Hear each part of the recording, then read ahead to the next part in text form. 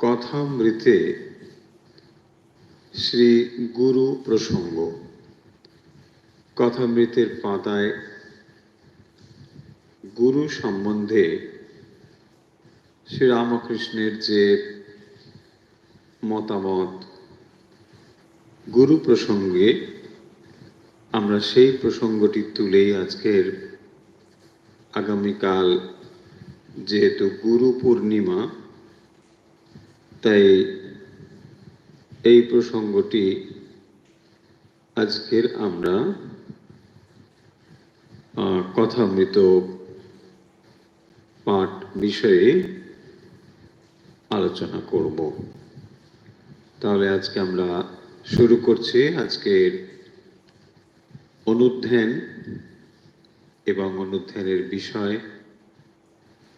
কথামৃতে শ্রী গুরু প্রসঙ্গ। কথামৃতে শ্রী গুরু প্রসঙ্গ।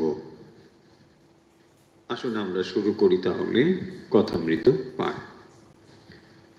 ওম তব কথামৃতম তপ্ত জীবনম কবিভিরৃতম কল্মষাপহম শ্রবণমঙ্গলম শ্রীমদাততম ভুবি গৃহন্তি যে ফরিদা জনঃ।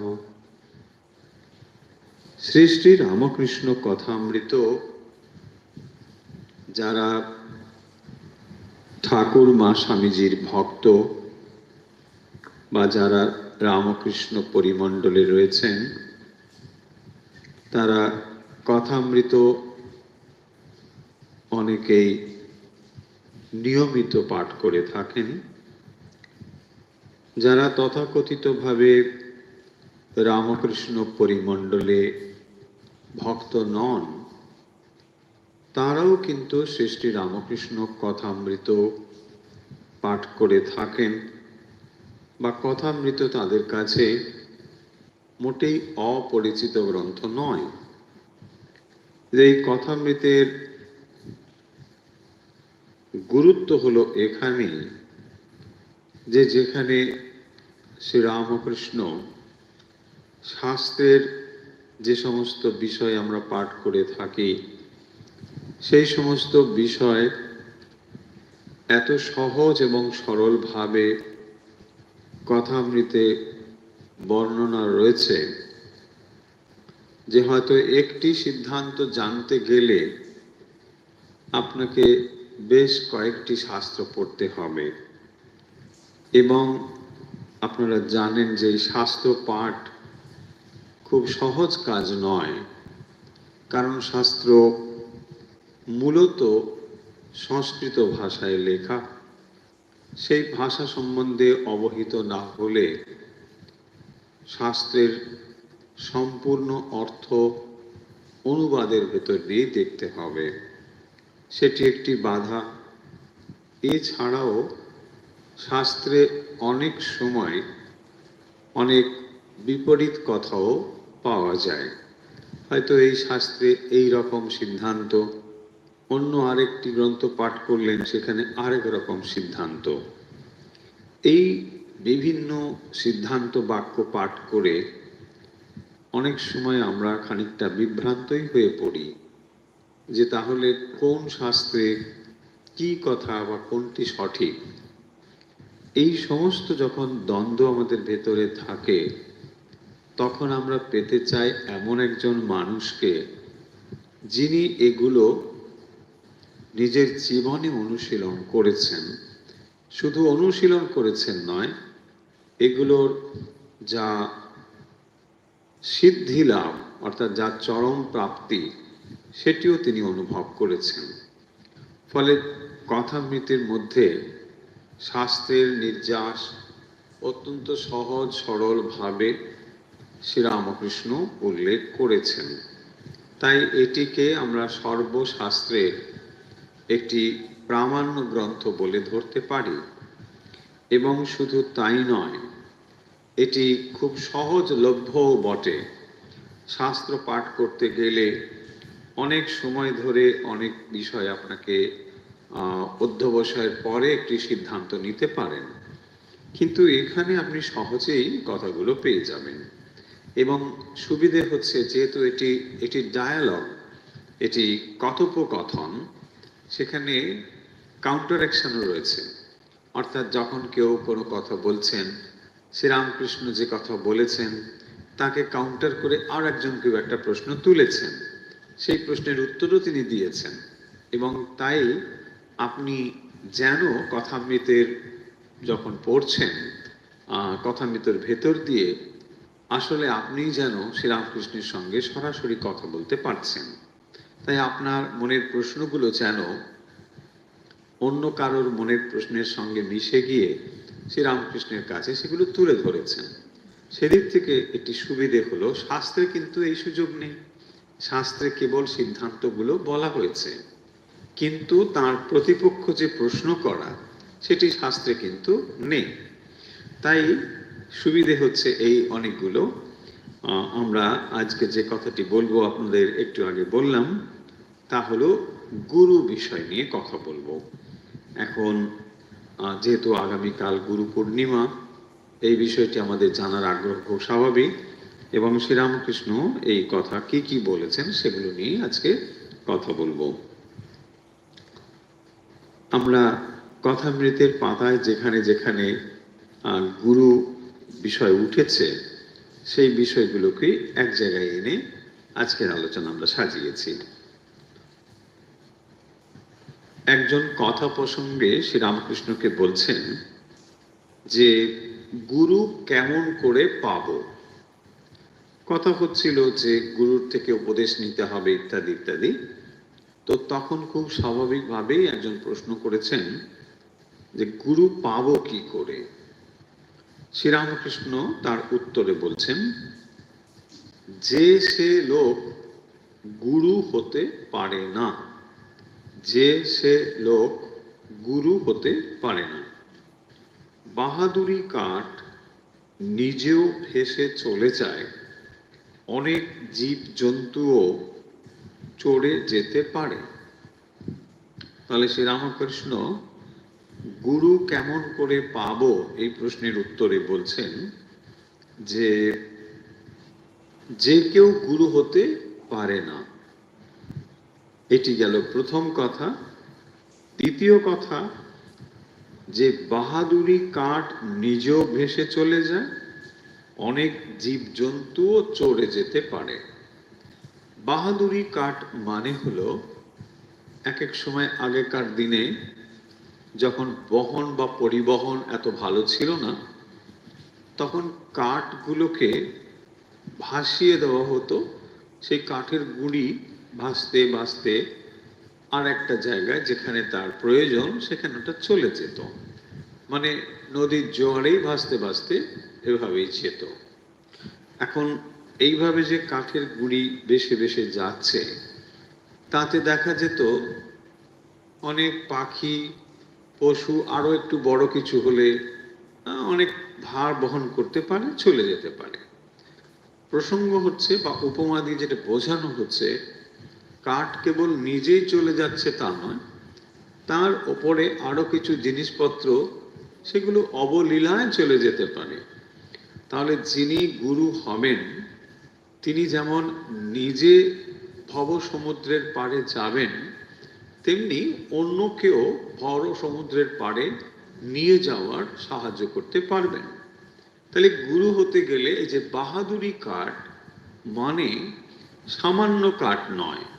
যদি সাধারণ কাঠ হয় সে অনেক সময় ডুবেও যেতে পারে, আবার মানে তার নিজের এক জায়গা থেকে এক জায়গায় যাওয়াটাই খুব কষ্টকর। কিন্তু যদি সেটি বাহাদুরি কাঠ হয়, বেশ বড় গুড়ি টুড়ি হলো, তাহলে দেখবেন অনেক ওজন নিয়ে যেতে পারে। এই উপমা দিয়ে বলছেন যে অনেক জীবজন্তুও তার উপরে চড়ে চলে যেতে পারে। অর্থাৎ গুরু হচ্ছেন তাহলে একজন বাহাদুরি কাঠ। তিনি কি করেন, নিজে যেমন চান অপরকেও অবলীলায় নিয়ে চলে যেতে পারেন। কারণ এটাতে তার আর বিশেষ কষ্ট হয় না। তিনি নিজেই যখন যাচ্ছেন সঙ্গে আরেকজনকে বা কয়েকজনকে নিতে পারেন। পরে বলছেন হাওয়াতে কাঠের ওপর চড়লে কাঠও ডুবে যায়। তাহলে দুটো শ্রেণীর কাঠ বলছেন, একটা বাহাদুরি কাঠ আর একটি হচ্ছে হাওয়াতে কাঠ। হ্যাঁ, হাতে নয়, হাওয়াতে। হাওয়াতে হাওয়াতে কাঠ মানে কমজোরি, শক্তিটা তার অত বেশি নেই। তার ওপর চড়লে কি হবে? কাঠ ডুবে যায়, আর যে চড়ে সেও ডুবে যায়। কি অবস্থা ভাবুন। যেখানে শ্রীরামকৃষ্ণ অন্যত্র বলছেন, যদি জাত সাপে ধরে, জাত সাপ মানে যেই সাপগুলোর মধ্যে একটা বিষ আছে, সেগুলোকে একটা জাত সাপ, আলাদা রকম করে একটা ক্লাসিফিকেশন করা হয়েছে। আর যদি সাপ ওইরকম না হয়, সেগুলোকে বলা হয়েছে ঢোড়া সাপ। তো ঢোড়া সাপ মানে কি না, খুব বেশি শক্তিশালী নয়। সাপ ব্যাঙটাকে ধরেছে, তো ব্যাঙ কি করেছে না, শব্দ করছে, কারণ তাকে ধরেছে। আর যখনই সেটা গিলতে না পারছে, তত সময় কষ্ট হচ্ছে, তত সময় ব্যাঙটা চেঁচামেচি করছে, চিৎকার করছে। এই উপমাও শ্রীরামকৃষ্ণ দিয়েছেন। যদি জাত সাপে ধরে, তো জাত সাপে ধরলে কি হবে? একবার দুবার হয়তো ব্যাঙটা ডাকবে, তারপরে কিন্তু মুখের মধ্যে সে ঢুকিয়ে নিতে পারবে। ফলে এই যে সুবিধে রয়েছে, বলছেন যিনি এরকম জাত সাপ হবেন, অর্থাৎ ঠিক ঠিক যিনি গুরু হবেন, তিনি একবার দুবার ওই শিষ্য একটু হয়তো আটবক থাকবে, তারপরে সব কিন্তু শান্ত হয়ে যাবে। আর না হলে ব্যাঙেরও শান্তি নেই, সাপেরও শান্তি নেই। সেই জিনিসটি কিন্তু শ্রীরামকৃষ্ণ অন্যত্র বলেছেন। তাই ঈশ্বর যুগে যুগে লোকশিক্ষার জন্য নিজে গুরু রূপে অবতীর্ণ হন। তাই ঈশ্বর যুগে যুগে লোক শিক্ষার জন্য নিজে গুরু রূপে অবতীর্ণ হন। তাহলে বাহাদুরি কাঠ ছাড়া এই কাজ করা সহজ নয়। গুরু অনেক রকমের হতে পারে, কিন্তু বিশেষ করে যখন আধ্যাত্মিক গুরু বলা হচ্ছে, তখন তাকে আমরা বিশেষ গুরুত্বের সঙ্গে দেখব। এখন গুরু শব্দটি শিক্ষককেও বোঝায়। শিক্ষককেও আমরা গুরু মশাই বলি, তিনিও গুরু, ঠিক। কিন্তু যখন কোনো একটি বিষয়ে কোনো একটি জিনিস আমরা শিক্ষা লাভ করি, তখন যার থেকে আমরা শিক্ষা নিই তাকে বলা হবে গুরু। আর যিনি শিখছেন তিনি হচ্ছেন শিষ্য। এটি অন্যান্য বিদ্যার ক্ষেত্রে খুব একটা অসুবিধে নেই।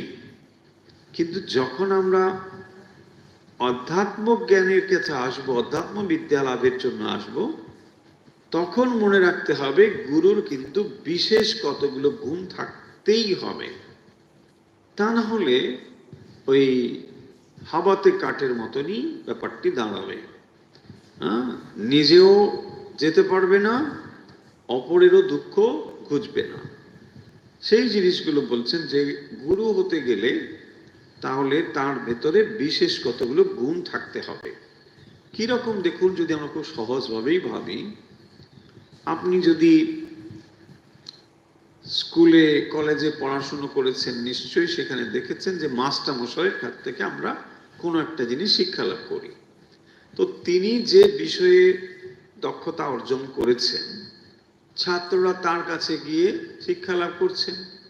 ধরুন তিনি অঙ্কশাস্ত্র ভালো জানেন, আপনাকে অঙ্কশাস্ত্র তিনি শিখিয়ে দিতে পারেন। ভূগোল, ইতিহাস যা তিনি ভালো পারদর্শী, বিষয়টি আমরা শিক্ষা নিতে পারি। তিনি সেই বিষয়ে একজন গুরু, পারদর্শী, শিখিয়ে দিলেন। কিন্তু এখন এইরকম ভাবে কিন্তু ধর্মজগতে হবে না। প্রশ্ন হচ্ছে কেন হবে না? এই জন্যই যে ধর্ম জগতের একজন গুরু হতে গেলে তাকে কেবল তার যে বিষয় সেটি তো জানতেই হবে, পাশাপাশি তাকে কিন্তু আরো কতগুলো বিশেষ গুণ থাকতে হবে। তাকে বলা হয়েছে শ্রোত্রিয় ব্রহ্মনিষ্ঠ। উপনিষদে এই দুটি শব্দ ঘুরে ফিরে এসেছে গুরু সম্বন্ধে। কি বলা হয়েছে? শ্রোত্রিয়। হ্যাঁ, শ্রুতি থেকে শ্রোত্রিয়। তিনি হবেন মানে বেদ উপনিষদ বা শাস্ত্রের যা নির্যাস সে সম্বন্ধে অবহিত হবেন। অর্থাৎ শাস্ত্র জ্ঞান তার ভিতরে থাকবে। এমন নাও হতে পারে যে তিনি সমস্ত বেদ উপনিষদ মুখস্থ করে রেখেছেন, না হতে পারে, কিন্তু তিনি শাস্ত্রের মর্ম কথা বোঝেন। অর্থাৎ তার জীবন অশাস্ত্রীয় পথে চলবে না। সোজা হলো এই, যিনি গুরু হবেন তিনি অশাস্ত্রীয় জীবনযাপন করবেন, এটা কখনো কাঙ্ক্ষিত নয় বা হতে পারে না। তাহলে তিনি গুরু হবেন না। দেখুন অন্য ক্ষেত্রে তফাৎ কি? একজন অঙ্কের মাস্টারমশাই, তিনি মিথ্যে কথা বলেন, তিনি খারাপ কাজ করেন, হতে পারে, এটা অস্বীকার করার উপায় নেই, কিন্তু অঙ্কশাস্ত্র ভালো শেখাচ্ছেন তিনি। আমাদের জায়গাটা নিশ্চয়ই আপনারা ধরতে পারছেন যে একজন অঙ্কশাস্ত্রের মাস্টারমশাই হতে গেলে তিনি সত্য কথা বলেন কিনা আমার জানার দরকার নেই, কিন্তু তিনি অঙ্কশাস্ত্র খুব ভালো শেখাতে পারবেন। কিন্তু যখন অধ্যাত্ম জগতে গুরু বলবো তখন কিন্তু এটি তার সামগ্রিক জীবনের সঙ্গে যুক্ত হবে। তিনি কতগুলো উপদেশ আমাকে দিচ্ছেন, খুব ভালো কথা, কিন্তু তার নিজের জীবনে ঠিক উপদেশগুলোর কোনো জায়গা নেই। তাহলে বুঝতে হবে এটা গুরু নয়। এই হলো সোজা কথা। তাহলে অধ্যাত্ম জগতে গুরু আমরা তাকে বলবো না যখন এই বিষয়গুলো যা তিনি উপদেশ দিচ্ছেন সেগুলোর সঙ্গে তার জীবনের যোগ থাকতে হবেই হবে। তাকেই বলা হয়েছে শ্রোত্রিয়। অর্থাৎ শ্রুতি শাস্ত্র যে পথগুলোর কথা বলেন সেই পথ সম্বন্ধে তিনি অবহিত হবেন এবং নিজের জীবনকে সেই পথে পরিচালিত করবেন। দ্বিতীয় পয়েন্টটি হলো ব্রহ্মনিষ্ঠ, এবং তিনি ব্রহ্ম বিষয়ে নিষ্ঠাবান হবেন। ব্রহ্ম মানে আমরা সোজা কথা এখানে ধরে নিতে পারি ঈশ্বর, অর্থাৎ ভগবান লাভের দিকে তার নিষ্ঠা হবে। তিনি সততই ঈশ্বরমুখী হবেন, তার জীবন সততই ঈশ্বরমুখী হবে। তিনি সর্বদাই ঈশ্বরকে নিয়েই থাকবেন, সেই বিষয়েই তার জীবন, সেই বিষয়ে তার চর্চা, সমস্ত কিছু সেই বিষয়ে হবে। তাহলে দুটো শব্দ দিয়ে উপনিষদ গুরুকে বুঝিয়েছেন, তিনি হবেন শ্রোত্রিয় ব্রহ্মনিষ্ঠ। এইরকম হলে তাকে আমরা বলবো গুরু। সেই গুরু কি করতে পারেন না, তিনি অপরকে পথ দেখাতে পারেন। দেখুন যিনি অপরকে পথ দেখাবেন নিশ্চয়ই এটা আমরা ধরে নেব যে তার পথটা জানা আছে। যদি না থাকে তাহলে শ্রীরামকৃষ্ণ একটা সুন্দর শব্দ বলেছেন, সেটা কি বলবো? সেটা বলছেন মানে একটু হয়তো কোথাও শালীনতা শ্রীরামকৃষ্ণ ছাড়িয়ে যাবে না, হয়তো আমরা বললে একটু ছাড়িয়ে যেতে পারে, কিন্তু কথামৃতে যেহেতু রয়েছে সাহস করে নিশ্চয়ই বলতে পারি। তিনি বলেছেন হে গো গুরুর, তারপর একটা শিষ্য বলেছেন, সেই শব্দটা আর বলছি না, ফলে সবাই বুঝে গিয়েছেন। তার মানে দেখুন যখন এই দুটো ঠিক ঠিক ভাবে না হবে তখন গুরুগিরিটা না একটা ব্যবসার মতন হবে, একটা জাস্ট বিজনেস। হ্যাঁ, সেখানে একটা পারপাস আছে। কেন না আমার এত শিষ্য, আমার একটা তালিকা আছে, সেই তালিকা কত? 20,000, 1 লক্ষ, 2 লক্ষ। গুরুর সঙ্গে শিষ্যের খুব একটা যোগাযোগ কিছু নেই। এইগুলো খুব একটা ভালো কিছু ব্যাপার নয়। এখানে মানে কার ভেতরে কার শক্তি কোথায় যাচ্ছে, কি হচ্ছে বোঝার কোনো উপায় নেই। খালি আপনি মানে করতেই থাকুন, করতেই থাকুন, কি হচ্ছে আপনার কিন্তু আর মানে টেস্ট করবার কোনো জায়গা নেই। কিন্তু এইটি শাস্ত্রের কথা নয়। শাস্ত্রের কথা হচ্ছে যে যিনি এইরকম গুরু হবেন, শাস্ত্রজ্ঞ হবেন, নিজে ব্রহ্মনিষ্ঠ হবেন, তবেই তিনি অপরকে পথ দেখাতে পারবেন। সেই গুরুর কথা হচ্ছে অমোঘ। সেই গুরু যে বাক্য বলবেন মানে প্রবল শক্তিশালী সেই বাক্য। তিনি যখন বলবেন যে তোমার ব্রহ্মজ্ঞান হোক, এই আশীর্বাদ যদি করেন, ব্রহ্মজ্ঞান আপনার হবেই হবে। কিভাবে হবে, কি করে হবে, কোনো আর উত্তর দরকার নেই, হবেই একদম। এই হচ্ছে অমোঘ বাক্য, কারণ গুরু বাক্য কখনোই মিথ্যা হবে না। ফলে এই এক শ্রেণীর গুরু রয়েছে।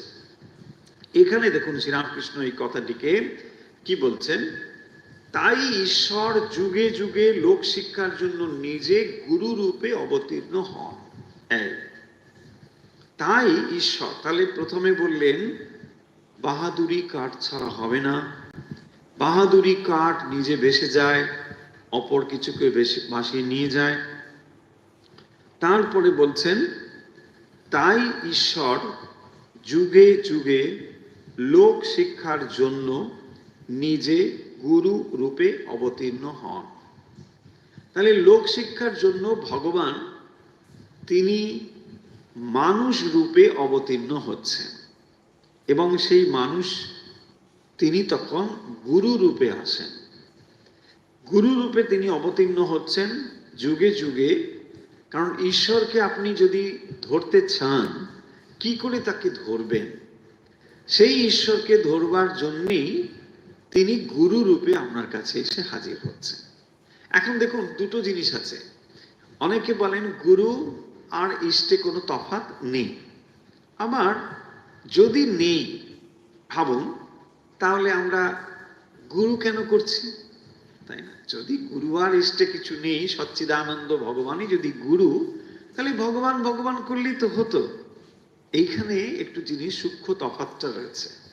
তফাৎ হলো এই, তত সময় পর্যন্ত গুরু আর ইষ্টে তফাৎ রয়েছে যত সময় পর্যন্ত ইষ্ট দর্শন না হচ্ছে।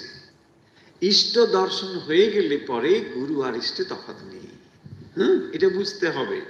তার মানে এক জায়গায় তফাৎ আছে, আবার এক জায়গায় তফাৎ নেই।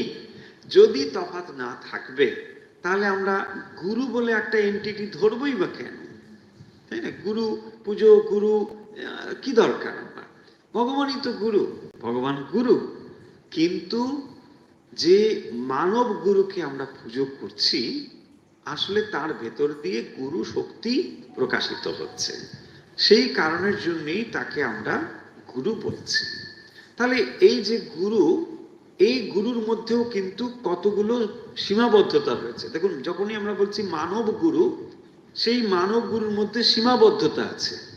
আপনি যদি বলেন না, কোনো সীমাবদ্ধতা নেই, এগুলো খানিকটা ইমোশনাল হয়ে যাবে আর কথাগুলো যুক্তিযুক্ত হবে না। মানব গুরু মানে যদি বলা হয় তিনি গুরু ব্রহ্মা, গুরু বিষ্ণু, ইনি ব্রহ্মা না, ইনি বিষ্ণু না, তফাৎ দেখুন। কারণ আপনি যদি একটু ওখানে চিমটি কাটেন, উহ করে উঠবে। কে উহ করে উঠছে? বলছি ব্রহ্মা উহ করে উঠছে, বিষ্ণু উহ করে উঠছে না। গুরু ব্রহ্মা বিষ্ণু তত্ত্বত, তাত্ত্বিক দিক থেকে তিনি গুরু ব্রহ্মা বিষ্ণু ঠিক। কিন্তু এখন যখন ম্যানিফেস্টেড হয়ে আছেন এই হিউম্যান বডিতে, তখন তিনি হিউম্যান বডির দ্বারা লিমিটেড হয়ে আছেন, তাই না? তাহলে আমি যদি বলি না আপনি ব্রহ্মা, বলছি আরে আমি ব্রহ্মা নই, না না, কোনো কথা হবে না। গুরু যেমনই হোক না কেন শিষ্য, এগুলো খানিকটা না বেশি ইমোশনাল হয়ে যাবে। এটা না, একদম লজিক্যালি বুঝুন জিনিসটি কি। যখন আমরা দুর্গা পুজো করি, দুর্গা পুজোতে যদি বলি মা তুমি দুর্গা, আমি আর কথা শুনবো না। বলছি বাবা আমি দুর্গা নই। এই প্রতিমাটাতে ঠাকুর মশাই এসে প্রাণ প্রতিষ্ঠা করে, যাকে পুজো করার চেষ্টা করে আমি সেই, এই কাঠটা নয়, প্রতিমাটা নয়। প্রতিমার ভেতর দিয়ে এক তত্ত্ব, তিনি হচ্ছেন দেবী দুর্গা, তার আরাধনা করা হয়। বোঝা যাচ্ছে না কথাগুলোর মধ্যে? তাহলে দেখুন, এই যে দুর্গা আমার, যে দেবী দুর্গা, এর মধ্যে তফাৎ আছে। তাহলে আমি তাকে বুঝতে পারি না বলে আমার একটা প্রতিমার দরকার হয়। যখন আমি এই দেবী দুর্গাকে আরাধনা করে তার আশীর্বাদ প্রাপ্ত হব, তাকে অনুভব করব, তখন আর এই প্রতিমার দরকার নেই। তখন আমি বুঝে যাব যে এই প্রতিমা থাক বা না থাক, আমার দেবী দুর্গার কোনো সমস্যা নেই। তখন কি হলো? তাহলে ইষ্ট আর গুরু মার্জ হয়ে গেল। দুটো তত্ত্ব এক হয়ে গেল। তবে তাহলে কি হলো, এক জায়গায় সেটা তফাৎ রয়েছে, আবার এক জায়গায় তফাৎ নেই। কত সময় তফাৎ আছে না, যত সময় পর্যন্ত ইষ্টে আমি পূর্ণ দর্শন করতে না পারছি। ইষ্ট দর্শন যখন আপনার হয়ে যাচ্ছে, তখন আর গুরু ইষ্টে মার্জ হয়ে যাচ্ছেন, আর দরকার। তো ফলে এই ছিল মানে দুটো জিনিসের একটা, অনেক সময় অনেকের ভেতরে খুব কনফিউশন হয় যে আসলে এটা কি। তাহলে আমরা যাকে মানব গুরু রূপে পুজো করি, সেটি গুরুর প্রতিমা, গুরু শক্তির প্রতিমা। কারণ তার ভেতরে দেখবেন অনেক সীমাবদ্ধতা আছে। সেই সীমাবদ্ধতাগুলো দেখলে পরে আপনার মনে হবে যে দূর, আমার গুরুটি কিরকম মনে হবে, কিন্তু না, কোনো তফাৎ নেই। কারণ ওই মানব দৃষ্টি নিয়ে যখন আপনি দেখছেন, তাহলে সেই সীমাবদ্ধতাগুলোই চোখে পড়বে, তাই না? দেখো, আমার গুরু না হাঁটতে পারে না, এরম করে করে হাঁটে, এরম করে করে হাঁটে। What is this? বোঝা যাচ্ছে? তাহলে প্রতিমার মধ্যে বিকৃতি হতে পারে, প্রতিমার মধ্যে হলেও তত্ত্বত কোনো তফাৎ নেই, গুরু শক্তিতে কোনো তফাৎ নেই। আপনি যে গুরু ব্রহ্মা গুরু বিষ্ণু বলেন, সেটি ওই গুরু শক্তিকে লক্ষ্য করেই বলেন, তিনি প্রকাশিত হচ্ছেন। সেই গুরু হচ্ছে কে না, তিনি লোক শিক্ষার জন্য গুরু রূপে অবতীর্ণ হন, সেই গুরুই আসেন। আমার বলছেন সচ্চিদানন্দই গুরু, তাহলে সেই সচ্চিদানন্দ তিনি হচ্ছেন গুরু, সচ্চিদানন্দ ভগবান তিনি গুরু। তাহলে আসল এই গুরুর কাছে পৌঁছানোর জন্য মাঝখানে আমার একটি মাধ্যমের দরকার হয়। যত সময় আমার এই মাধ্যমের দরকার হয়, তত সময় আমি এই গুরুকেই ভজনা করি। তারপরে দেখবেন শ্রীরামকৃষ্ণ বলছেন, একটু এগিয়ে গেলে মনই গুরু হয়, তাই না?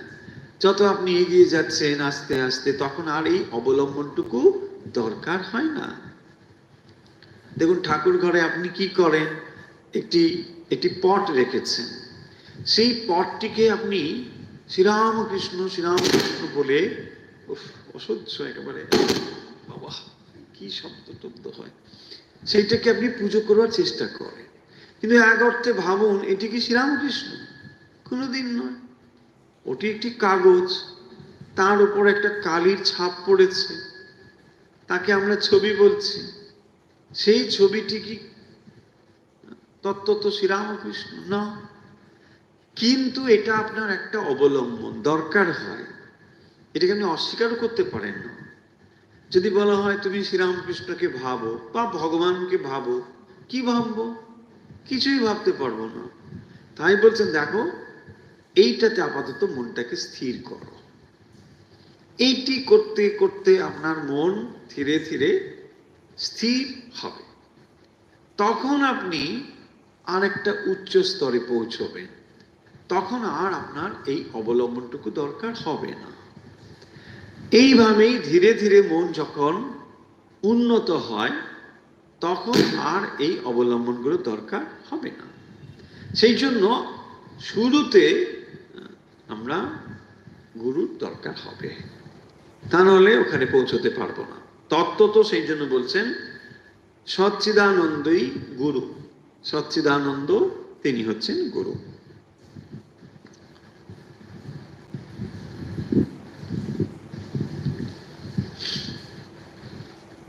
শ্রীরামকৃষ্ণ যে কথামৃতে বলেছেন এই গুরু প্রসঙ্গে, আমরা সেই কথাই বলছি। তিনি অন্যত্র এই প্রসঙ্গে বলছেন ওই কথামৃতে, আমার 3 কথাতে গায়ে কাটা বেঁধে, গুরু, কর্তা আর বাবা। গুরু এক সচ্চিদানন্দ, তিনি শিক্ষা দেবেন আমার সন্তান ভাব। মানুষ গুরু মেলে লাখ লাখ, সকলেই গুরু হতে চায়, শিষ্য হতে কে চায়? দেখি কথাগুলি কি রয়েছে, সহজ কথা। শ্রীরামকৃষ্ণ বলছেন যে আমার 3টে কথাতে কাঁটা বেঁধে। কাঁটা ফুটলে পরে মানুষের যেরকম কষ্ট হয়, এই তিনটে কথা তার মোটেই ভালো লাগে না। কি সেই? গুরু, কর্তা আর বাবা। কেন প্রসঙ্গ হবে বা প্রশ্ন হবে কেন? শ্রীরামকৃষ্ণের ভেতরে যে ভাব, দেখুন, একদিকে তিনি ঈশ্বর, একদিকে তিনি অবতার। এটি তার দৃষ্টিকোণ থেকে নয়, আমাদের দৃষ্টিকোণ থেকে। বাট তার দৃষ্টিকোণ থেকে তিনি হচ্ছেন মায়ের সন্তান। তিনি সর্বদাই নিজেকে মায়ের সন্তান রূপে ভাবেন। যখন ভগবান সচ্চিদানন্দ ঈশ্বর তিনি যখন অবতীর্ণ হন, তখন একটি ভাব আশ্রয় করে তিনি থাকেন। তাই বলছেন, দেখো, এর ভেতরে দুটি, কখনো তিনি ভক্ত, আবার কখনো তিনি ভগবান। তো যখন তিনি ভগবান, তখন তিনি স্বরূপে অবস্থান করেন। আর যখন তিনি ভক্ত, তখন তিনি বলেন, আমি কিছু জানি না, আমি দিনের দিন, হীনের হীন, আমার মা সব জানে। ফলে এই ভাবটি কি? এটি হচ্ছে ভক্ত শ্রীরামকৃষ্ণ। তিনি নিজেকে মায়ের সন্তান রূপে সর্বদাই ভাবেন, আমি মায়ের কাছে আছি। কারণ যখন ভগবান অবতীর্ণ হন, অবতরণ কথার অর্থই হচ্ছে নেমে আসা। নেমে আসা মানে কোত্থেকে নেমে আসা? স্বরূপ থেকে নেমে আসা। স্বরূপত তিনি ঈশ্বর, কিন্তু তিনি নেমে এসেছেন। কিসে নেমে এসেছেন? নেমে এসেছেন সন্তান রূপে। তাই সর্বদাই তিনি ওই ভাবটি ধরে রেখেছেন, আমি হচ্ছি দাসের দাস, হীনের হীন, আমি মায়ের সন্তান। তাই তার এই গুরু, কর্তা আর বাবা, এই তিন কথাতে কাটা বেঁধে বলছে, না না, আমি হীনের হীন, আমি দিনের দিন, আমি ওসব কিছু জানি না, আমি কেবল মায়ের নাম করি আর মায়ের কাছে থাকি। দেখবেন, এই তার ভাব। তারপরে বলছেন, গুরু এক সচ্চিদানন্দ, অর্থাৎ সেই ভগবানই হচ্ছেন আসল গুরু। তিনি কি করেন না, মানুষকে পথ দেখিয়ে নিয়ে যান। গুরু শব্দের মধ্যে দুটো শব্দের মিলন ঘটেছে, একটি হলো গু আর একটি হলো রু। গু শব্দের অর্থ হলো অন্ধকার, আর রু মানে হচ্ছে আলো। তাহলে যিনি অন্ধকার থেকে আলোকে নিয়ে যান, তাকেই বলা হয় গুরু। জীবের অন্ধকার মানে কি? অজ্ঞান অন্ধকার। যে অজ্ঞান মানে তার স্বরূপ জ্ঞান না জানতে পারা। জীব মায়ার দ্বারা আচ্ছন্ন হয়ে তার স্বরূপটাকে সে ভুলেছে। তাহলে এই যে জীব মায়ার দ্বারা আচ্ছন্ন হয়ে স্বরূপ ভুলেছে, অর্থাৎ যে অন্ধকারে আচ্ছন্ন রয়েছে, এই অন্ধকার থেকে তাকে আলোতে নিয়ে যেতে একমাত্র যিনি পারেন, তিনি হচ্ছেন স্বয়ং ভগবান। কারণ এই যে মায়া, অজ্ঞান, এটি কার? ভগবানের। তাহলে ভগবান জীবকে যেন একটা মায়ারূপ পর্দা নিজেই পরিয়ে দিয়েছে, নিজেই আড়াল করে দিয়েছে। তাই ভগবান কৃপাময়, তিনি যদি কৃপা করেন, কেবল তখনই জীবের এই অজ্ঞান অন্ধকারটি দূরীভূত হতে পারে, অন্য কারোর দ্বারা নয়। সেই জন্যে যথার্থ অর্থে গুরু বললে কিন্তু ভগবানকেই বোঝায়। সেই সচ্চিদানন্দ ভগবানই হচ্ছেন গুরু। এখন সেই প্রসঙ্গে আমাদের মনে হবে যে তাহলে আমরা যে মানব গুরু দেখি, তাদেরকেও আমরা নিশ্চয়ই গুরু বলি, কিন্তু তারা হচ্ছেন ওই মূল গুরুর প্রতিমা। হ্যাঁ, প্রতিভু, প্রতিমা। যেমন দেখুন, সহজ এক্সাম্পল নিই, যে একটা রিজার্ভার যেখানে জল রয়েছে, সেই রিজার্ভার থেকে জল আপনি নিচে ব্যবহার করবার জন্য কি করে করেন? ট্যাপে ব্যবহার করেন। ট্যাপটা খুললে পরে আপনি জল পান। কিন্তু দেখুন, এই ওয়াটার সোর্সটা কোথায়? ওপরে, যেখানে রিজার্ভারটা রয়েছে সেখান থেকে জলটা আসছে। তাহলে আপনি এখানে যখন জল ব্যবহার করেন, ওই ট্যাপ দিয়ে জল পড়ে বলে আপনি ভাবছেন বোধহয় ট্যাপটি হচ্ছে আসলে স্বয়ংক্রিয়ভাবে জল দিতে পারে। তা পারে না। কিন্তু আবার এটাও ঠিক, ওই জল আপনি যখন নিজে ব্যবহার করতে চাইছেন, তখন ওই ট্যাপটি দরকার। ঠিক সেরকম ভাবে কিন্তু ওই ট্যাপও জানে আমি আসল কিন্তু জলের সরবরাহকারী নয়, জল অন্য জায়গা থেকে আসছে। ঠিক সেরকম যিনি যথার্থ মানব গুরু তিনি জানেন ভগবানই একমাত্র গুরু। তাকে যখন আমরা শ্রদ্ধা করি, তাকে যখন আমরা ভক্তি দেখাই, তিনি এটি মনে মনে জানেন যে সমস্ত ভক্তির উৎস হচ্ছেন বা লক্ষ্য হচ্ছেন স্বয়ং সচ্চিদানন্দ ভগবান। এই মানব গুরুরও কি কম ভূমিকা আছে? নিশ্চয়ই ভূমিকা রয়েছে, কারণ মানব গুরুই তো আপনাকে পথ দেখান।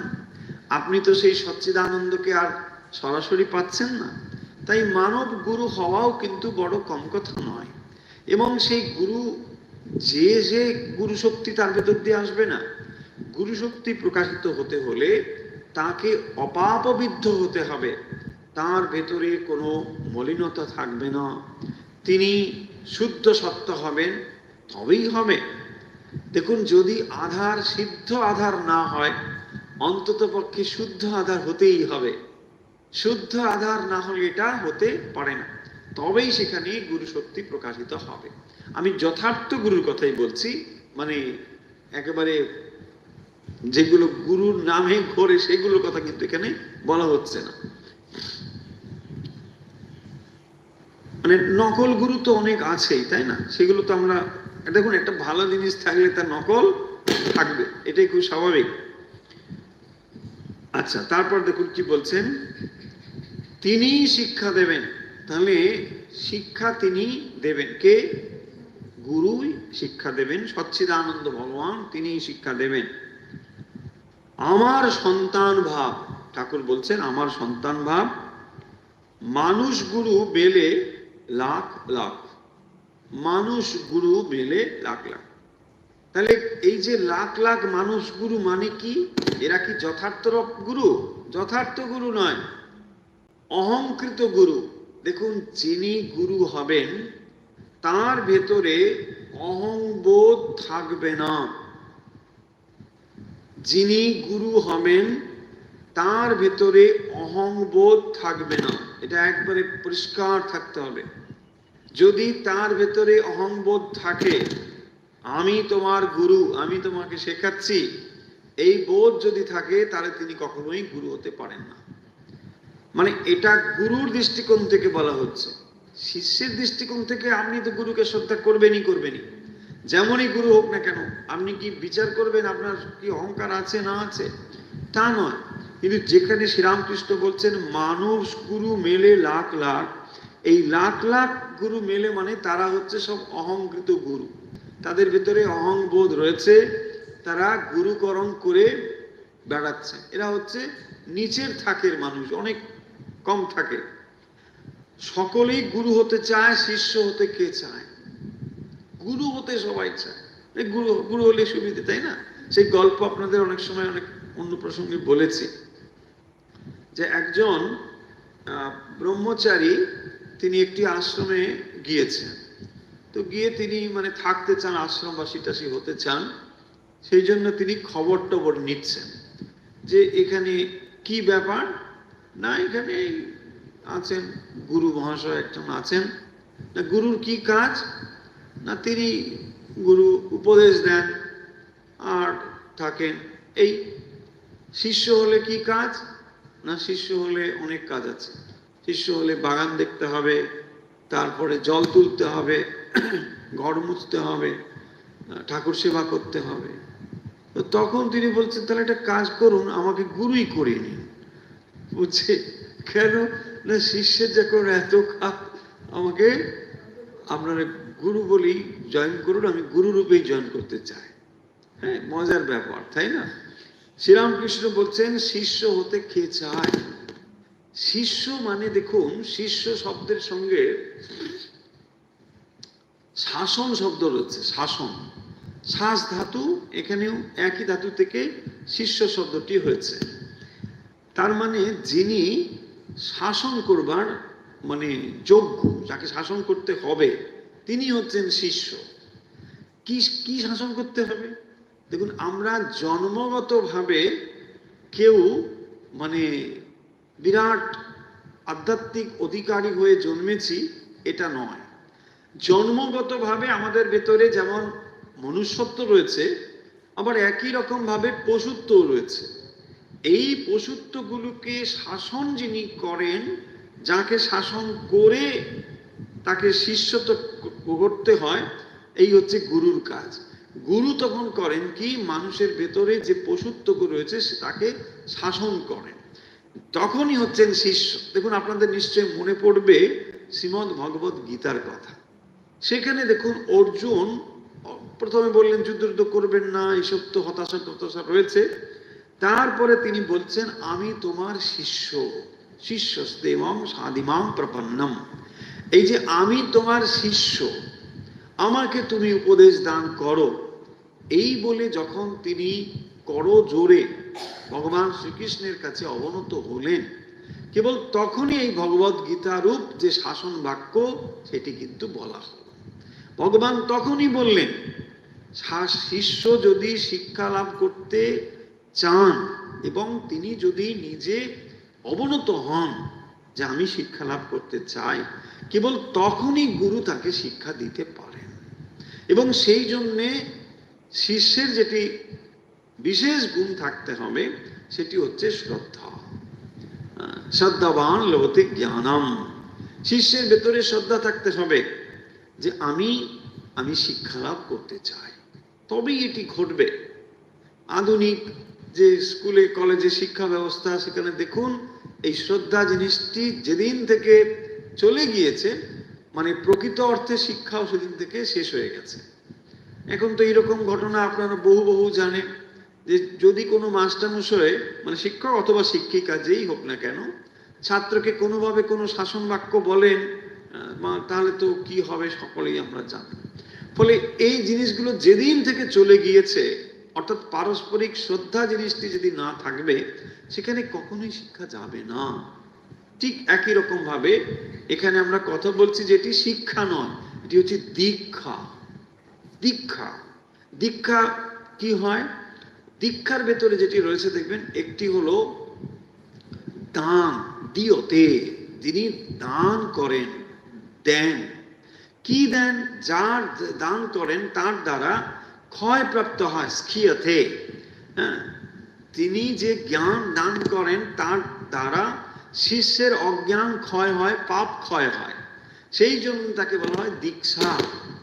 একটি তিনি দান করেন আর একটি ক্ষয়প্রাপ্ত হয়, স্কিয়তে। সেই কারণের জন্য এই শব্দটিকে বলা হয় দীক্ষা। তো এই দীক্ষা গ্রহণ করবার জন্য শিষ্যের এরকম একটি অবস্থা থাকতে হবে, তবেই তিনি এটি গ্রহণ করতে পারবেন। তাই শ্রীরামকৃষ্ণ বলছেন, সকলেই গুরু হতে চায়, শিষ্য হতে কে চায়? শিষ্য যথার্থ রূপে হলে তবেই তার কাছে এই জিনিসগুলো আসবে। আপনারা নিশ্চয়ই স্মরণ করতে পারবেন শ্রীরামকৃষ্ণ এবং স্বামী বিবেকানন্দের গুরু শিষ্যের সম্বন্ধটি, যেখানে মানে শ্রীরামকৃষ্ণ মানে তার যা রয়েছে সব উজাড় করে দিয়েছেন, আর স্বামী বিবেকানন্দ তাকে এমন ভাবে গুরু রূপে তার কাছে শরণাগত হয়েছেন, তিনিও তার সব কিছু উজাড় করে তাকে দিয়েছেন। তার যত শ্রদ্ধা ভক্তি সব তিনি দিয়েছেন, এবং তাই তিনি সব পেয়েছেন। গুরু এবং শিষ্যের মধ্যে এইরকম একটি সম্বন্ধ থাকতে হবে। কারণ গুরু এবং শিষ্য মানে যথার্থ রূপে যখন আমরা বললাম যে গুরু আসলে কিন্তু সেই সচ্চিদানন্দ ভগবান, তার শক্তি মানব গুরুর ভেতর দিয়ে আসে। তাই এই সম্বন্ধটি অত্যন্ত নিবিড় না হলে এখানে আর অন্য কোনোভাবে যেতে পারবে না। প্রশ্ন হচ্ছে কেন পারবে না? আপনারা প্রশ্ন করতে পারেন যে মাস্টারমশাইয়ের কাছে যখন আমরা শিক্ষা লাভ করি, গুরু ছাড়া অন্য বিদ্যা যখন শিক্ষা করতে মাস্টারমশাইয়ের কাছে যাই, সেখানে মাস্টারমশাই আমার প্রতি কোনো স্নেহ ভালোবাসা না থাকলেও সেটা সম্ভব, কারণ তাকে আমরা একটা অর্থ দিচ্ছি, অর্থের বিনিময়ে তিনি শিক্ষা দেন। সেখানে অনুকম্পা নেই, কৃপা নেই যে তার হৃদয় পূর্ণ হয়েছে আমার ব্যবহারে তাই তিনি উজাড় করে দিচ্ছেন, এইটি নেই। কেবল সেটি যেটা রয়েছে একটি আর্থিক সম্বন্ধ। সেই আর্থিক সম্বন্ধের ফলে তিনি যতটুকু করবার ততটুকুই করেন। কিন্তু এখানে দেখুন, গুরু যে আপনার জন্ম জন্মান্তরের অন্ধকারকে দূর করবেন, একমাত্র তার যেটি প্রয়োজন সেটি হচ্ছে অনুকম্পা বা কৃপা। কারণ গুরুর আর কোনো দরকার নেই, তার কোনো অর্থের প্রয়োজন নেই, তার কোনো নামের দরকার নেই, তার কোনো যশের দরকার নেই, খ্যাতি প্রতিপত্তি কিছুই দরকার নেই। কেবল তার অন্তরটিকে পূর্ণ হতে হবে অনুকম্পায়। যেদিন তার অন্তর অনুকম্পায় পূর্ণ হবে, সেদিন তিনি উজাড় করে দেবেন, ভালোবেসে দেবেন, শ্রদ্ধার সঙ্গে দেবেন, চাইতে হবে না দেবেন। কারণ গুরু সর্বদাই দেওয়ার জন্য উন্মুখ হয়ে আছেন। আমরা এটা বুঝতে পারি না, আমরা যেহেতু অজ্ঞানের ভেতরে রয়েছি, আমরা বুঝতে পারি না। আমরা মনে করি গুরু কি আর দেবেন, কিন্তু দেবেন তিনি অনেক কিছুই। তার ভেতরে দেওয়ার জন্য একেবারে উন্মুখ হয়ে আছেন। দেবেন মানুষ যখন মহান হয়, আমরা বলি না এই মানুষটা দেবতার মতো। এই দেবতার মতো মানে হচ্ছে দেবতাদের বিশেষ যে গুণ সেটি হচ্ছে অনুকম্পা। দেবতারা অনেক গুণের গুণী, তাদের প্রচুর গুণ রয়েছে, কিন্তু যেটি তারা কিছুতেই সেই গুণের বাইরে যেতে পারেন না, তাহলে অনুকম্পা।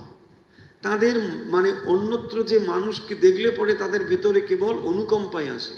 তারা কৃপা করতে চান, তারা দয়া করতে চান, উজাড় করে দিতে চান, যে গুণ তাদের ভেতরে প্রবল রয়েছে। তাই দেখবেন দেবতাদের স্তুতি আমরা যখন করি, তার স্তব করি, তখন তারা অনুকম্পা করেন, কৃপা করেন, যে ঠিক আছে যাও, তোমাকে এটাই আমি দিলাম। কারণ তারা দেওয়ার জন্য উন্মুখ হয়ে থাকে। এমনই হচ্ছে দেবতাদের অবস্থা। আর গুরুর ভেতরেও ঠিক সেরকম থাকে। শুদ্ধ সত্য অবস্থা যখন প্রাপ্ত হয়, তখন তারা কেবল দেওয়ার জন্যই উন্মুখ হয়ে থাকেন, যে আমি কত দিতে পারি, কি দিতে পারি, আমি আমার যা রয়েছে সেইটুকু উজাড় করে দেবো। কারণ গুরুর কাছে আধ্যাত্মিক শক্তি ছাড়া আর অন্য কিছু নেই। একমাত্র আধ্যাত্মিক শক্তিতে তিনি পূর্ণ হয়ে রয়েছেন। সেই আধ্যাত্মিক শক্তির কাছাকাছি যারা আসবে, তিনি তাদেরকে পূর্ণ করে দেবেন।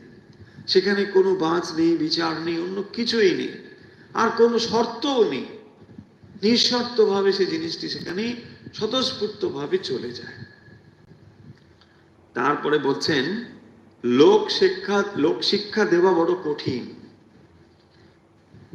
যদি তিনি সাক্ষাৎকার হন, আদেশ দেন, তাহলে হতে পারে। লোক শিক্ষা মানে কি না, এও কিন্তু ওই গুরু গিরি লোক শিক্ষা একই কথা। তো যিনি মানুষকে শিক্ষা দেবেন, তিনি হবেন লোকগুরু। লোকগুরুই তো লোক শিক্ষা দেবে। তাহলে লোক শিক্ষা দেওয়া বড় কঠিন। কেন কঠিন না, লোকশিক্ষা দিতে গেলে সত্যি সত্যি তার ভেতরে সেই শক্তিটা থাকতে হবে। যখনই সেই শক্তি থাকবে, কেবল তখনই তো সে দিতে পারবে, তা নাহলে দেবে কি করে? সেই জন্যে যদি তিনি সাক্ষাৎকার হন আর আদেশ দেন, তাহলে হতে পারে। অর্থাৎ যিনি সেই সত্যকে উপলব্ধি করেছেন, কেবল তিনি লোকগুরু হতে পারেন। লোকগুরু হতে গেলে সাক্ষাৎকার করতে হবে। ভগবত সাক্ষাৎকার করে কেবল তখনই তিনি লোকগুরু হতে পারেন। নারদ শুকদেবাদির আদেশ হয়েছিল, শঙ্করের আদেশ হয়েছিল, আদেশ না হলে কি তোমার কথা শুনবে? মানুষের মনে অন্ধকারকে দূর করে আলোক জ্বালিয়ে দেওয়া অত সোজা কাজ নয়, অত্যন্ত কঠিন কাজ। নিজের অন্তর যদি আলোকিত না হয়, অপরের অন্ধকারকে সে দূর করতে পারে না, কোনোদিনই এটা হবে না। যিনি নিজে বদ্ধ রয়েছেন, তিনি অপরকে কি পথ দেখাবেন? হবেই না। দেখবেন সেই কাহিনী রয়েছে না, এক রাজা, তিনি ভাগবত শুনবেন বলে পণ্ডিত ঠিক করেছেন। তো সেই ভাগবতের পণ্ডিত দিনের পর দিন ভাগবত পাঠ করছেন, রাজা শুনছেন। রাজা অনেকদিন পরে বলছেন পণ্ডিতকে, আমি তো দীর্ঘদিন ধরে ভাগবত শুনলাম, কিন্তু আমার তো কিছুই হচ্ছে না, আমার তো যেমন বিষয় বুদ্ধি ঠিক তেমনই আছে। তখন তিনি বলছেন যে দেখো, এর উত্তর তোমাকে আমাকে জানাতে হবে, কেন এটা হচ্ছে না, না হলে কিন্তু তোমার চাকরি যাবে, শাস্তি আছে। ভয় পেয়ে গেলেন পণ্ডিত, কি করা যাবে। এসে মেয়ের কাছে বলল যে আমার তো এই অবস্থা, কি করা যায় বলো, চাকরি বোধহয় আমার যাবে, খুব এইরকম কঠিন ব্যাপার। মেয়ে তখন শুনে বললে তোমার কোনো চিন্তা নেই, কেবল পরের দিন যখন যাবে আমাকে সঙ্গে করে নিয়ে যাবে। তো সে তখন এসেছে, এসে বলছেন রাজা কোনো অসুবিধে নেই, আমি কতগুলো জিনিস বলবো, আপনি কেবল সেটা নীরবে করবেন। আচ্ছা ভালো। বলছে আপনি সিংহাসন থেকে একটু নেমে আসুন। নেমে এলেন। বলছে পারিষদ যারা সব ছিল রাজাকে এই পিলারের সঙ্গে বেঁধে ফেল। বেঁধে ফেলেছে। বলছে রাজামশাই আপনি এবারে আপনার সিংহাসনে গিয়ে বসুন। বলছেন আমি সিংহাসনে গিয়ে বসবো, আমাকে তো খুলে দাও আগে। বলছে এই হচ্ছে আপনার প্রশ্নের উত্তর, আপনি যখন বাধা রয়েছেন আপনি যেতে পারছেন না, আমার বাবাও বাধা রয়েছে। আমার বাবা কতগুলি অর্থের বিনিময়ে আপনার কাছে ভাগবত পাঠ করেন, ফলে তিনি বন্দী আছেন, সংসারের বিষয়ে তিনি বদ্ধ হয়ে রয়েছেন, তিনি নিজেই তো মুক্ত নন, আপনাকে পথ দেখাবে কি করে। দেখুন সুখদেব, যার এই সংসার মোহ সম্পূর্ণভাবে চলে গিয়েছে, তিনি ব্রহ্মজ্ঞ, তার থেকে কথা শুনে রাজা পরীক্ষিতের বৈরাগ্য হলো, রাজা পরীক্ষিত মানে সত্য লাভ করতে পারলেন। সেইটি না হলে হবে না। তাই যিনি বদ্ধ হয়ে আছেন তিনি, আমরা অনেক সময় এগুলো বুঝতে পারি না। আমরা বুঝতে অনেক সময় দেখি যে কেউ মানে বিরাট কথা বলছেন, খুব কথা বলছেন মানেই মানে তিনি একটা বিরাট মানুষ হয়ে গিয়েছেন। আর বিশেষ করে এখন তো যেহেতু প্রচার মাধ্যম খুব মানে শক্তিশালী, সেই জন্য আমরা দেখি যে অমুক বাবু কথা বলছেন, তুমুক বাবু কথা বলছেন, বিরাট লম্বা লম্বা কথা বলছেন। আসলে তিনি কি হয়ে আছেন, বদ্ধই হয়ে আছেন। তো সেই কথাগুলো কে শুনবে? দুদিন শুনবে, 3 দিনের পরে আর শুনবে না। এই তো আমাদের অবস্থা, আমরা এগুলো বুঝতে পারি না। সেই জন্য স্পষ্টভাবে শ্রীরামকৃষ্ণ এখানে বলছেন আদেশ না হলে কোনো লাভ হয় না, আদেশ না হলে কিচ্ছু লাভ হবে না। অর্থাৎ আদেশ মানে হলো সেই সত্যকে জানা। যিনি সেটি জেনেছেন তার কথার ভেতরে জোর আছে। দেখুন শ্রীরামকৃষ্ণকে লক্ষ্য করুন, তিনি যখন কথা বলছেন অনেক সময় তার ভাষা ঠিক নেই, কখনো সেখানে কামারপুকুরে শব্দ বসে যাচ্ছে, কখনো আবার কলকাতা দুটো শব্দ বসছে, ক্রিয়াপদের সঙ্গে মানে কর্তার কোনো যোগাযোগ নেই, কখনো আছেন বলে দিচ্ছে, কখনো আছে বলছেন, এ তো বলছেনই, এটা তার স্বাভাবিক অবস্থা। তিনি কাউকে নকল করছেন না, কোনো কিছু তোমরা কি ভাববে এসব নিয়ে তার কোনো চিন্তা নেই। যাচ্ছেন জামার বোতাম খোলা লাগাতে হবে, এসব কিছু ব্যাপার নেই। অথচ দেখুন তার নিজের যে বিষয়, যেটি ঈশ্বর ব্রহ্ম, এইসব বিষয়ে অত্যন্ত টনটনে, কারণ এগুলো তিনি অনুভব করে এসেছেন। তখন এই কথা যখন তিনি বলছেন ঈশ্বর বিষয়ে, ব্রহ্ম বিষয়ে, শাস্ত্র বিষয়ে, তখন তার কিন্তু একটু এদিক ওদিক কিছু হচ্ছে না, কারণ তিনি এগুলো সব অনুভব করে এসেছেন। সেই জন্যে পণ্ডিতের কথায় হয়তো আপনি ব্যাকরণগত শুদ্ধতা পাবেন, কিন্তু যেগুলো তিনি বলছেন তার একটিও ধারে কাছে তিনি নেই। সেই জন্য বারবার এইটি আমাদের মনে রাখতে হবে, শাস্ত্র আপনি নিশ্চয়ই পড়বেন, শাস্ত্র আপনি নিশ্চয়ই শ্রবণও করবেন, কিন্তু জেনে রাখুন হাজার শাস্ত্র পাঠ করার থেকে ভগবত ভক্তি লাভ করা অনেক অনেক কঠিন কাজ। ভগবানকে ভালোবাসা অনেক অনেক কঠিন কাজ। শশধর তর্ক চূড়ামণির কথা আপনাদের মনে আছে, শ্রীরামকৃষ্ণের কাছে এসেছিলেন শশধর তর্ক চূড়ামণি।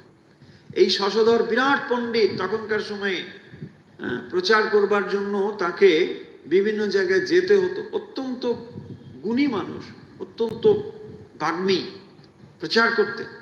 ঠাকুরের কাছে এসেছেন, ঠাকুরের কাছে এসে কি গো তুমি বিরাট পণ্ডিত, কত কথা টথা বলো, আমাকে কিছু বলো।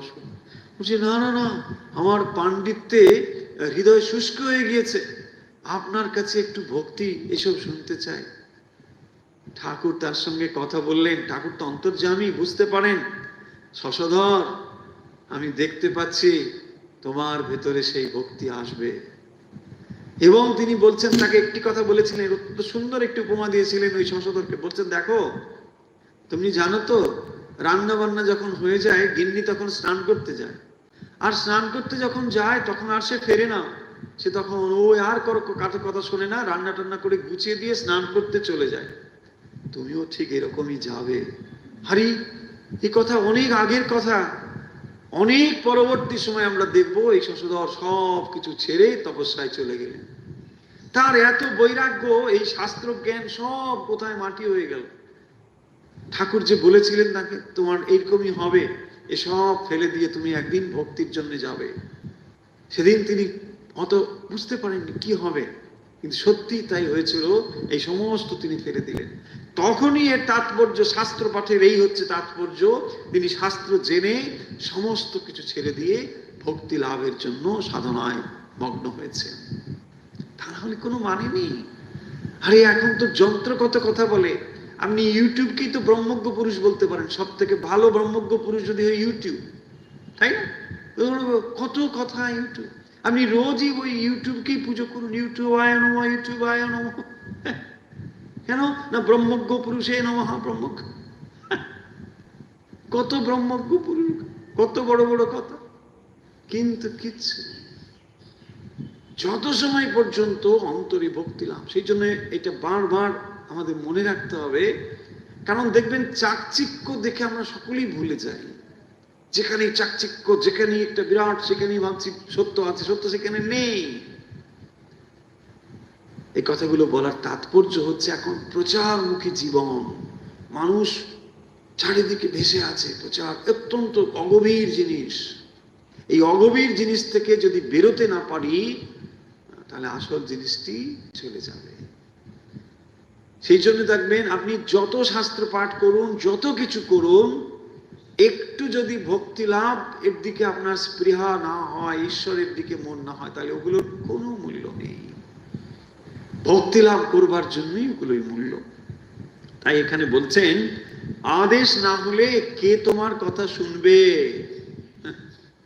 তুমি আজকে বিরাট কথা বলছো, অমুক বক্তা, আরে বক্তা বক্তা, বক কর্তা ও বক্তা, রাখো তোমার বক্তা, তাই না? কত বক্তা, কোথায় শেষ, তাই না? কিচ্ছু হবে না, সত্যি সত্যি কিচ্ছু হবে না, ওসবে কিচ্ছু হবে না। মানুষ আপনাকে দুদিনে এটা বলতে পারে, যা উনি একটা কিছু করেছেন, এই অ্যাপ্রিসিয়েশন, আর কিচ্ছু হবে না। আপনি নিজেকে তো কোনোদিন লুকোতে পারবেন না। দরজা বন্ধ করলে আপনি কি মানুষ আপনি জানেন। বাইরে বেরোলে আপনাকে মানে মহাপুরুষ মহাপুরুষ সবাই বলতে পারে। হ্যাঁ, প্রচারের যুগ তো, সবাই বলছে দা আপনি কি করেছেন, আপনি মহান ব্যক্তি। কিন্তু আপনি জানেন আপনি কি মহান ব্যক্তি। সেই কারণের জন্য শ্রীরামকৃষ্ণ এখানে বলছেন, দেখো লোক শিক্ষা দেওয়া বড় কঠিন, লোক শিক্ষা দেওয়া বড়ই কঠিন। কারণ লোক শিক্ষক যিনি হবেন, তার জীবন ওই শিক্ষায় জারিত হতে হবে, তা নাহলে কোনোদিন কাজ হবে না। একজন ডাক্তারবাবু, তিনি হাতে সিগারেট নিয়ে বলছেন, এই ধূমপান করিবেন না, লিখে দিচ্ছেন। এটা আপনি শুনতেও পারেন, নাও শুনতে পারেন। তাকে যে ধূমপান করা থেকে বিরত থাকতে হবে, এটা কোনো অর্থ মানে আমরা চাই না। হবে সবসময়, না হলে তো ভালো। কিন্তু যিনি ধর্মগুরু উপদেশ দেবেন, তিনি সেগুলো মানছেন না, তাহলে সঙ্গে সঙ্গে রিজেক্ট, মানুষ তাকে নেবেই না। মনে রাখতে হবে, সেই জন্য অত সহজ ব্যাপার না। এবং যারা সত্যিকারের ধর্মগুরু, তাদের আবার দেখবেন এত শিক্ষা দেবারও দরকার হয় না। তাদের জীবনই হচ্ছে বিরাট শিক্ষার মতো, একটা খোলা বইয়ের মতো তাদের জীবন। যারা এইরকম উন্নত চরিত্রের মানুষ, তাদের দেখলেই মানুষের ভেতরে জ্ঞান লাভ হবে, তাদের জীবনের সান্নিধ্যে এলেই জ্ঞান লাভ হবে। এতটাই তাদের জীবন মানে ইন্সপায়ারিং। 10 কথা বলার থেকে তার জীবনই হচ্ছে তার থেকে বড় শিক্ষা লাভের বিষয়। তার কাছে গেলেই আপনার জীবন উন্নত হয়ে যাবে। স্বামীজির জীবন দেখুন, এরকম কত জীবন রয়েছে। স্বামীজি অনেক বক্তৃতা করেছেন, কিন্তু স্বামীজির সান্নিধ্যে যারা এসেছেন, তারা উপলব্ধি করতে পেরেছেন যে একটা মহান কিছুর কাছে আমরা এসেছি। স্বামীজি সেই জন্য দেবেন বক্তৃতাতেও বলেছেন যে আমি যে তোমাদেরকে কথা বলি এটা নয় যে আমি কেবল লেকচার দিই, I give them something solid. Swamiji বলছেন আমি তাদেরকে কিছু জিনিস দিই, অর্থাৎ এই যে শক্তি সঞ্চার করা। তারাও ফিল করেন, যারা স্বামীজির কথা শোনেন সরাসরি, তারাও ফিল করেন যে তারা ওই মুহূর্তের জন্য কোথায় যেন একটা হারিয়ে যান। স্বামীজি তাদের মাইন্ডগুলোকে আপলিফট করতে পারেন। এই হচ্ছে লোক শিক্ষক, তাই না? স্বামীজিকে শ্রীরামকৃষ্ণ তৈরি করছেন লোক শিক্ষা দেবেন বলে। নরেন শিক্ষা দেবে, ঘুরে বাইরে ডাক দেবে, হ্যাঁ, এই তো লোক শিক্ষক। এই হচ্ছেন শ্রীরামকৃষ্ণ তৈরি করছেন। তাহলে লোক শিক্ষা, আজকের কথা তো শেষ করতেই হবে। আজকে আমরা কথামৃতে গুরু প্রসঙ্গে কথা বললাম।